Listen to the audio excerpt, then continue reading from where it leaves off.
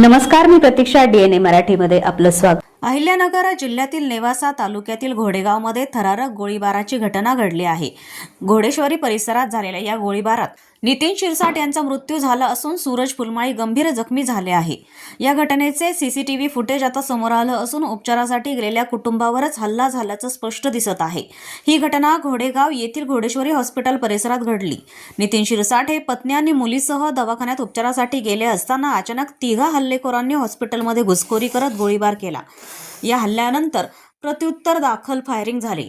दोन्ही बाजूंनी गोळ्या झाडण्यात आल्या. या झटापटीत नितीन शिरसाट गंभीर जखमी झाले. उपचारादरम्यान त्यांचा मृत्यू झाला, तर सूरज फुलमाळी यांच्यावर सध्या उपचार सुरू आहेत.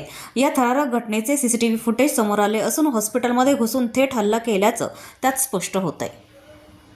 प्रतिनिधी मुंतजीर शेख, DNA मराठी, अहिल्यानगर.